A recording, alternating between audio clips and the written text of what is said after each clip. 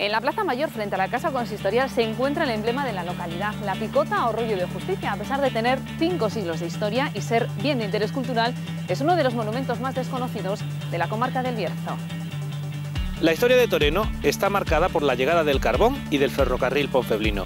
Dejó de ser una villa agrícola y ganadera para convertirse en una villa industrial.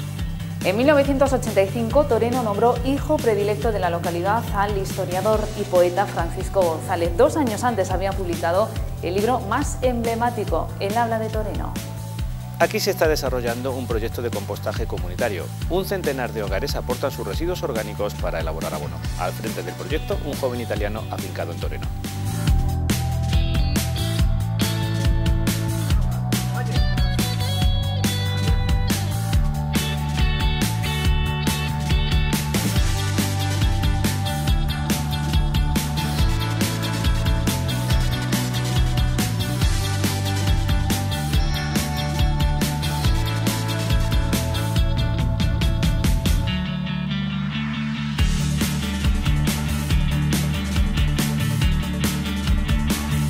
Un paseo por el Bierzo visita hoy otro de los municipios de la cuenca minera, Toreno. El siglo XX trajo la revolución industrial a una localidad donde el carbón y con él la llegada del ponfeblino se convirtió en el principal sector económico. Comenzamos hablando del pasado y de la historia de la localidad y para ello tenemos que situarnos en la picota. Es la única que se conserva en la comarca y ha pervivido desde el siglo XV. Nos cuenta su finalidad el escritor Paco Vuelta, discípulo de Francisco González, poeta e hijo predilecto de Toreno. Francisco Vuelta, bienvenido. Hola, buenos días. Bienvenido vosotros a mi pueblo, Toreno. Buenos días. Estamos? Nos hemos citado en el punto más emblemático de Toreno, ¿no? Este rollo o picota. Bueno, son las dos cosas a la vez. Primeramente, partimos de que era un rollo jurisdiccional que estaba ubicado justamente a la entrada del pueblo, señal de jurisdicción. ¿Sí? Posteriormente, en el siglo XV, se puso aquí en la Plaza Mayor de Toreno, que era la plaza de arriba, y aquí pues a ser picota.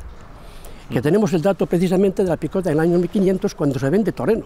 ¿Sí? Se vende Toreno a un personaje de la corte, Pedro Vázquez de Vuelta, en 3 millones de maravedíes lo vendió. Entonces, pues nada, se pasó de lo que era de la iglesia, pasó a pasar a manos particulares porque se vendía para coger dinero para luchar contra los infieles. Y claro, ahí vino el tema y tal. Y aquí, pues la picota la tenemos como tal y es el símbolo y el emblema de la villa de Toreno. Y es una de las poquísima picotas que quedan en el Bierzo. Bueno, pues precisamente, ¿no? Una buena pregunta porque en el reinado de Enrique VII, precisamente eliminó todas las picotas que había. Esta se libró de casualidad, yo creo, porque a lo mejor no tenía constancia de que era un rollo, claro. De hecho, es la única que hay en el Bierzo, ¿no? Casi de las pocas que hay. Bueno, aquí en el Bierzo tuvimos muchas. Teníamos, por ejemplo, en Ponferrada había una, ¿sí? Vega de Espinareda, en Pradilla, en Valderaloba, la teníamos también en San Pedro Mayo, la teníamos en Parlamata, también había otra, pero no quedó ni una ni por aquí. Pero hoy quien quiera ver un rollo picota tiene que venir a Toreno. Tiene que venir aquí. Hemos de decir que hay una diferencia, ¿no?, entre el rollo y la picota. En una se prestaba jurisdicción civil y en la otra era una jurisdicción más criminal, digamos, ¿no? Bueno, más... criminal, no era criminal, sino más que nada someter a la vergüenza pública todos aquellos que cometían alguna infracción o tal. Esta picota, lo más importante que tuvo en su historia es que se hacían los concejos públicos aquí a sus pies. Yo recuerdo cuando era también colegial, precisamente en esas escuelas que tenemos ahí, donde jugamos en el rollo de Toreno. ¿Sí? O sea que tenemos que reivindicarlo, es algo más que algo que aparece en una señal y la gente no sabe muy bien a qué se refiere. El rollo de justicia de Toreno, bueno, esto es el rollo de justicia. Yo nunca supe que era rollo de justicia. Alguien le puso ese apodo, no lo sé. Para mí es rollo y picota. Pero usted además fue amigo personal y discípulo del gran poeta de Toreno, que es Francisco González, y que escribió muchos libros, pero tiene uno que en Toreno se quiere especialmente, que es El habla de Toreno. Bueno, yo he trabajado, al principio yo conocí a Francisco González con, creo que eran 14 o 15 años, y yo era un personaje que siempre lo tuve un gran aprecio y mirado lo que hacía, y siempre andaba detrás de Paco González. Y el caso importante es de que el maestro se fijó en el alumno. Y eso ocurrió en el año 64 cuando hicimos las grabaciones de ese libro que tú comentabas, del habla de Toreno, que por cierto, las conservo todavía. ¿Sí? Francisco, aparte de poeta, como tú dices, es el historiador de Toreno. Como dijo un alcalde aquí, anterior al que tenemos actualmente, dijo que era el sabio que teníamos en Toreno. Y efectivamente, Francisco González nos ha dado vida, historia, y nos ha dado muchas enseñanzas a todos los que queríamos aprender algo de Toreno. ¿Y cómo es el habla de aquí? Es muy rica, ¿no? Porque hay leonés, hay bable, hay... Bueno, quizás el habla de Toreno tenga influencias del gallego. Sí. Estamos influenciados por la parte de los Ancares, por un lado, y la parte de Valdeorras por otra.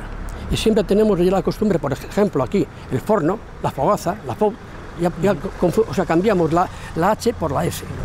Y ahí viene, bueno, tenemos el vocabulario completo de habla de torero también, de Francisco González. Muy bien, y Francisco González, hemos de decir que falleció no hace muchos años. Falleció hace muy poco tiempo en Zaragoza, y nada, se le nombró hijo predilecto de toreno, se le concedió la picota de plata. Tiene una calle, tiene la Casa de la Cultura un pequeño recuerdo con un árbol que fue cosa de su niñez y un recuerdo que quiso, y ahí se le puso. Y nada, aprendemos y seguimos aprendiendo de él, porque ha publicado un montón de libros. Y bueno, aparte de eso, hay una cosa que reseñar, que a partir de la muerte de Paco todavía se siguieron publicando libros, gracias a dos discípulos que tenía este señor, don Francisco González González. Y hemos de decir que quien quiera conocer toreno tiene que leer a Paco González. Por supuesto, eso, y además tiene libros para leer lo que quiere y aprender lo que le dé la gana.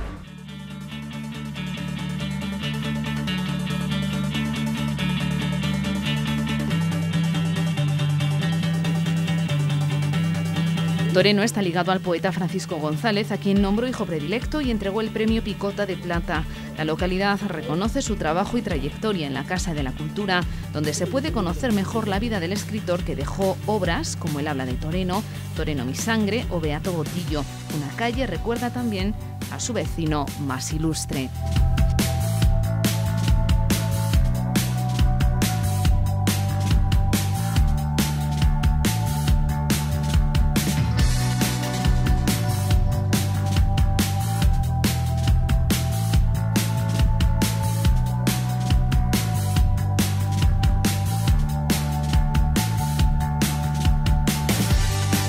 Reflejo del pasado es también la casa solariega que visitamos a continuación.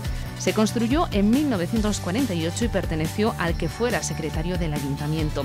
Sus herederos actuales están a punto de concluir su restauración.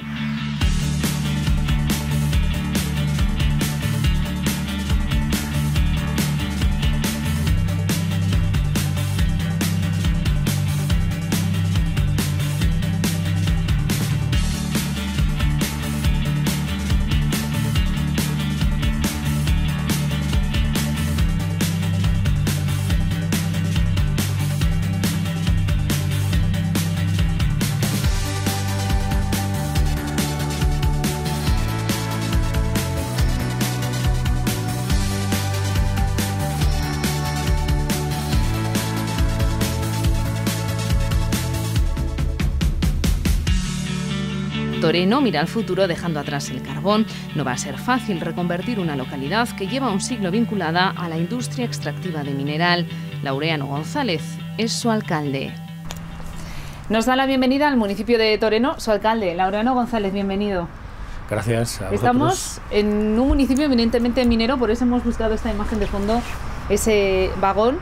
Toreno no se entiende sin la revolución industrial que trajo para el propio municipio el carbón, la minería y el mítico Ponfeblino. Pues no se entiende, pero vamos, tiene que empezar a acostumbrarnos, porque no nos queda más remedio. Pero bueno, parece ser que tenemos ahí todavía un último aliento, que es el último plan del carbón que del gobierno de Pedro Sánchez nos ha dejado ahí colgado hasta el 2027. Esperemos que nos deje continuar a duras penas y que esto se revitalice de otra manera. Y mientras hay que pensar en cómo reinventarse. Y mientras hay que pensar cómo reinventarse.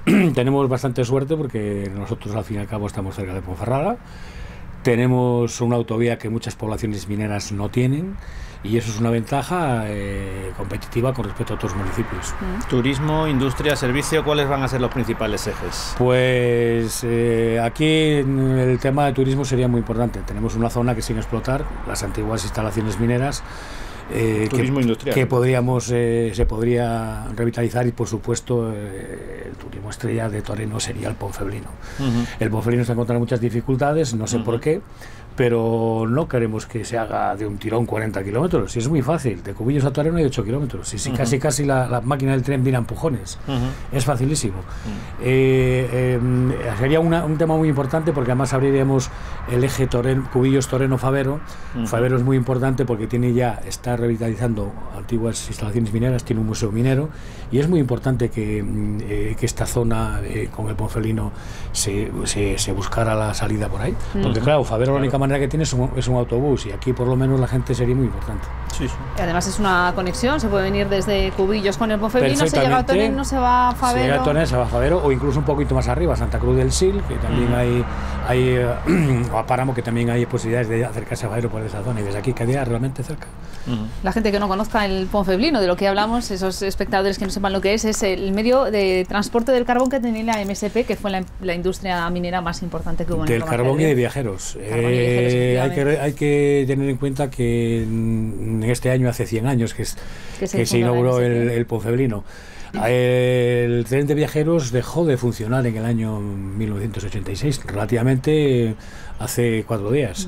Toda la población de Toreno prácticamente bajaba todo el Valle del Sil en el tren. Los autobuses no llegaron a ver hasta los años 60 y tanto, 70. Y entonces durante 70 años el único medio de transporte era el Ponferrino. Y sería maravilloso conectaba todo el valle como Ferrada, que era muy importante. Sería maravilloso volver a verlo, porque además nos conectaría con esa época del Bierzo, del esplendor. Es que, claro, tú no te imaginas, por ejemplo, el correo viniendo en un tren de vapor, como yo lo vi. Había un vagón correo exclusivamente. Y no te imaginas tampoco ver todas las mercancías que se movían en todo el valle venían en ese Ponferrino. Y todo lo que se movía, lo movía el Ponferrino. Era un motor económico importantísimo. Toreno ha sido pionero en la puesta en marcha de una planta de compostaje comunitaria. Un centenar de vecinos recogen cada día sus residuos orgánicos y los trasladan a una planta que gestiona Francesco Storino, ingeniero agrónomo italiano que se trasladó a Toreno por amor.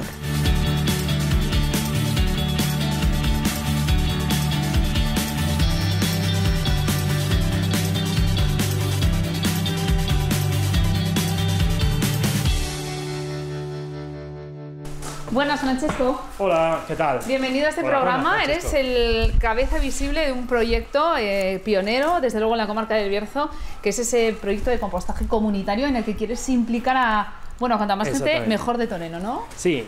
Bueno, el tema es un poco hacer prevenciones de los residuos que se generan. No es tanto para producir abono o para otra cosa, sino para reducir la cantidad de residuos orgánicos que acaban en los contenedores. Entonces, la gente en sus casas lo que hace es recopilar los residuos orgánicos. Separar, que eso va a ser obligatorio en unos años, y entonces ya se familiariza un poco con este sistema, ¿no? Y lo que le pedimos que lo eche o en un contenedor específico, o si no, en unas composteras que ya están ubicadas en 6 zonas del municipio. ¿Sí? ¿Y la gente responde o no? Y la gente responde muy bien, sí. Hemos recogido ya en 3 meses casi 7 toneladas de residuos orgánicos, porque luego, bueno, no hay solo residuos de los vecinos, sino también restos de poda del ayuntamiento, las hojas, el césped, mantenimiento de zonas verdes del ayuntamiento, ¿no? Y para hacernos una idea, con esos 7 toneladas de residuos orgánicos, ¿cuántas toneladas de compost se queda? Un tercio, más o menos un tercio. Claro, sí. 2 toneladas de abono. Sí, ¿no? O incluso algo menos, porque sale un tercio, luego hay que cribarlo y claro, hay una parte que no se aprovecha. Pero como bien has dicho, el objetivo principal no es generar abono, sino que es mejorar la gestión del residuo, ¿no? Sí, y también un poco implicar a la gente, concienciarla al problema de la separación, de reciclaje y todo esto. Bueno, y estamos en lo que es tu lugar de trabajo, y aquí están las composteras, que es donde depositas esos residuos orgánicos. Realmente antes había como 5 zonas, 6, contando también la de Matarosa, que había composteras en la calle. Y los vecinos iban ahí, echaban ahí el residuo, y luego directamente el proceso de compostaje se realizaba ahí en la calle, ¿no? Pero las composteras se llenaron y el proceso de aportación, ¿no?, de alimentación de la compostera ya terminó. Y lo que he hecho es trasladar todo el material aquí, y aquí se produce la fase de maduración del compost, ¿no? Porque en realidad el proceso desde que se gestiona el residuo, por decirlo de alguna forma, al principio, hasta que se tiene el compost terminado, ¿cuánto dura en el tiempo? Tarda unos meses. Aquí lo dejamos 9 meses. 9 meses. Se podría hacer con 4, pero bueno, ya menos de 4 es complicada la cosa, ¿no? Igual no es muy agradable, pero podemos avanzar un poquito esa... Sí, claro. Ahora por ejemplo, este está en fase de maduración, o sea, este no es activo, está casi, no sé, perciben los restos orgánicos. Ya hay degradación también de la madera, porque añadimos restos de madera triturada. Aquí hay un champiñón, por ejemplo. O sea que esto hay que conservar la humedad, voltearlo, pero bueno, más o menos está en reposo de alguna manera, ¿no? Y esto forma parte un poco de la filosofía de basura cero, ¿no? De intentar generar claro, cero residuos, ¿no?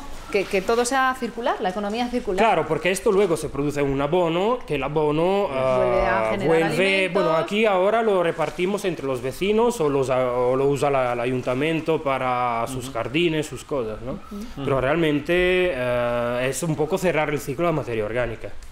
Francesco, enhorabuena por tu iniciativa. Ya, la última pregunta para terminar, ¿qué hace un italiano en Toreno?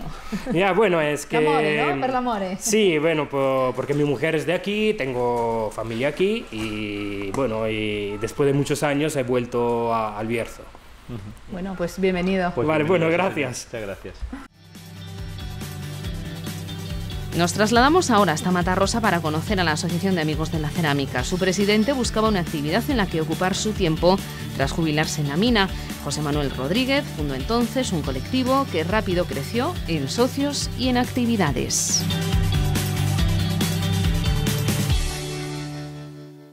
Nos venimos ahora hasta Matarrosa para conocer la Escuela Municipal de Cerámica, el trabajo que está detrás de ese equipo de personas que lidera José Manuel Rodríguez. Bienvenido. Gracias. Es un minero reconvertido en ceramista.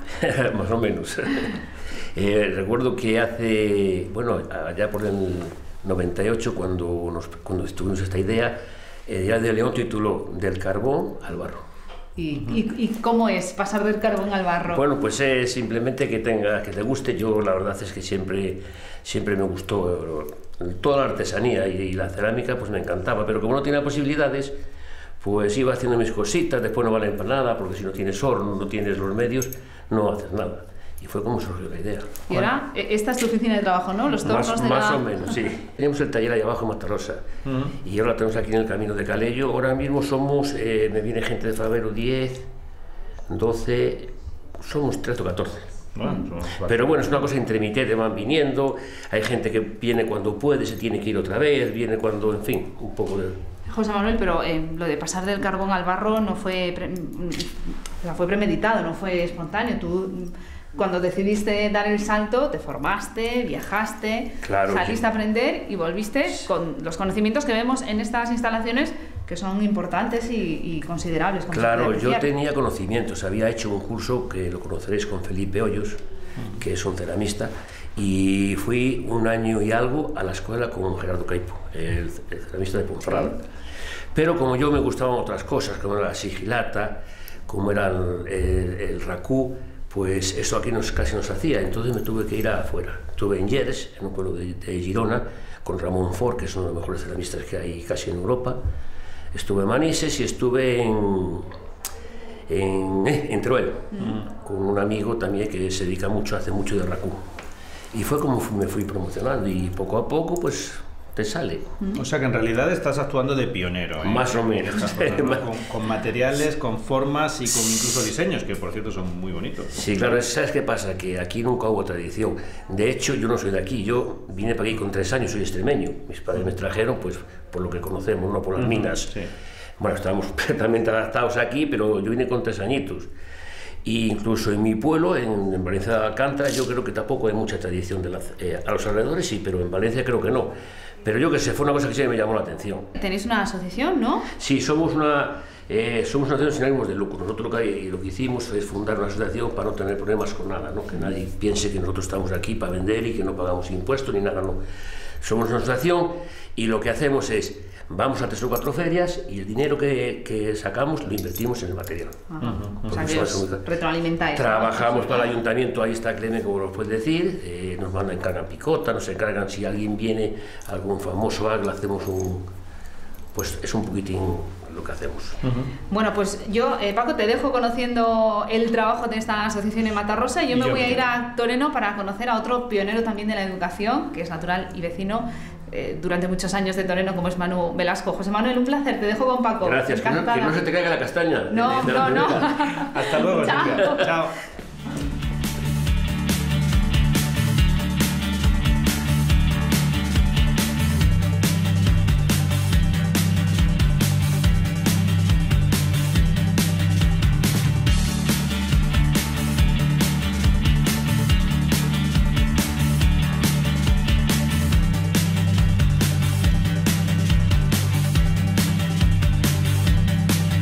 Enseñar con el corazón para aprender con emoción es el lema de Manu Velasco. Regresamos al Colegio Valladares Rodríguez, donde se formó este toreniense, que es una referencia en el campo educativo. ¿Qué tal, Manu? Bienvenido. Hola, muy bien, gracias. Te he citado aquí porque este fue tu colegio, ¿no? Sí, aquí estudié toda la educación primaria. Pues aquí se formó la persona que eres ahora, que eres un referente en el ámbito educativo, por algo tan sencillo como por reivindicar esa enseñanza que se impartía precisamente en centros como este de Toreno, que estaba basada en el cariño, en la cercanía, en la proximidad. Esa es la educación buena, ¿no? La que deja valores. Sí, para mí sí. Yo realmente siempre que hablo de educación o estoy con mis alumnos en clase pienso mucho en la etapa que viví aquí en el colegio, en los docentes que tuve la suerte de tener en este colegio. Muchos vivían en el propio pueblo, Doña Emma, Amparo, y me enseñaron algo muy sencillo, que para educar hay que mirar a los ojos y conocer al alumno que tienes delante, y eso lo llevo conmigo a todos lados. Y eso se ha olvidado, porque de repente estas palabras o esas, digamos, filosofía de educación se convierte en un boom, se te reconoce, no tienes vida prácticamente, claro. Estás todo el rato implicado en un montón de charlas, de conferencias, difundiendo ese mensaje. ¿Eso se ha olvidado? ¿Qué ha pasado? Yo creo que no. Si conoces el día a día de los docentes, realmente hay muchos compañeros y compañeras que están haciendo maravillas en las aulas. Lo que ocurre es que la presión que tenemos, las cosas burocráticas que tenemos que hacer, el tiempo acelerado que cada vez es mayor, pues no permiten que a lo mejor tengamos esa pausa para mirar a los ojos, para hacer las cosas de otra manera. Pero yo creo que es necesario que tengamos los docentes más ayudas de la clase política. Yo creo que la educación es algo tan importante que no puede estar solo en manos de políticos y que necesitamos que nos den los recursos necesarios para educar hoy en día. Vas a cualquier centro educativo y falta de todo. Ya no digo que falten ordenadores, pero falta incluso papel higiénico en algunos baños, faltan rampas de acceso, faltan areneros, faltan vallas, faltan árboles. Entonces necesitamos más apoyo y eso es fundamental. Entonces, deberían escuchar, siempre que se haga una ley educativa, a docentes, alumnos y familias, que son los mayores precursores de la educación, y no los escuchan. Estamos en el Colegio Público Valladares Rodríguez de Toreno. ¿Y cómo eran las aulas cuando tú estabas? Porque ahora vemos muy poquitas mesas, porque hay muy pocos alumnos, porque estamos en cuenca minera, por una crisis económica, la crisis de la minería, cada vez hay menos población, se tienen menos hijos en general, pero en aquella época, cuando tú te sentabas aquí, esto estaba petado, ¿no? Sí, estaba, yo creo que triplicado, pero es normal. Estamos ahora en unas generaciones, y más aquí en El Bierzo con la crisis, en las que hay menos alumnos, pero éramos por lo menos 30 y pico por aula y se notaba mucho. Por eso yo aún valoro más a los docentes que tuve, porque ahora que estás dentro de las aulas y ya con 20 y pico, lo ves que es muy complicado. Con 35, 38, yo realmente no sé cómo lo hacían para que cada alumno se sintiera atendido, porque yo siempre me he sentido muy atendido aquí, y mis compañeros, entonces se involucraban mucho, como se puede ver en ese colegio, porque es una maravilla volver al colegio y ver cómo está de cuidado, de ambientado. Entonces me gusta verlo tan vivo. Sí, porque ahora tú además te dedicas, supongo que a conocer muchos colegios, muchos centros, y es verdad eso que dicen, que cuando lo que no aprende Juanito, que no lo aprende Juan, que cuando tú vas por ahí, lo que te llevas en la mochila estaba aquí, está en este centro. Sí, tal cual. Yo además cuando voy a otros centros educativos me llevo mucho. Yo realmente a lo mejor estoy dando formación, doy charlas, conferencias, pero no es nada en comparación con lo que yo me llevo. Cuando visito otros colegios, veo a docentes trabajar, estoy haciendo un máster de verdad y estoy aprendiendo más que en mis años universitarios, y es una maravilla ver que hay tanta gente comprometida en educación y haciendo maravillas, haciendo grandes cestos sin tener los mimbres necesarios. Y cuando sonaba el timbre del recreo, te ibas a casa, comías, ¿luego qué hacías? Porque tú eres muy joven, eres digital también, pero de aquí ya todavía no estabais enganchados, ¿no? Las maquinitas, no, salías a jugar fuera. Salir a jugar al Castro, a los parques, entrenar a fútbol, ir a correr, a hacer deporte, jugar a las canicas, a la peonza, a las tabas. Teníamos una vida muy repleta aquí en el pueblo.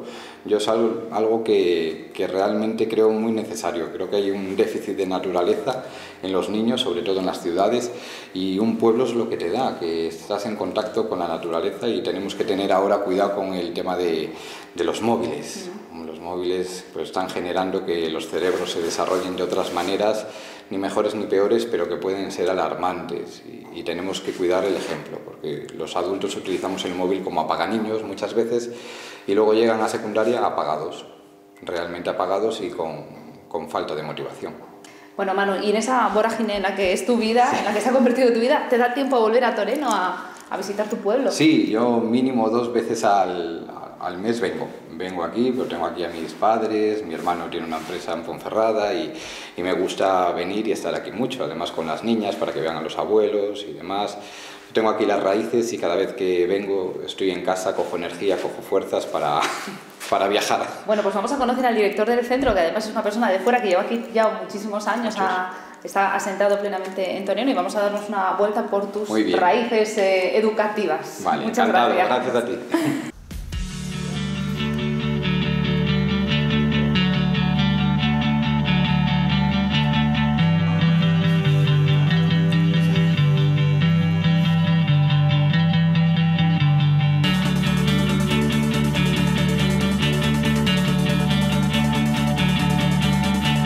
Manu Velasco regresa a su pueblo siempre que puede, una propuesta que hacemos extensiva a todos los que deseen disfrutar del buen paisaje y la vida tranquila.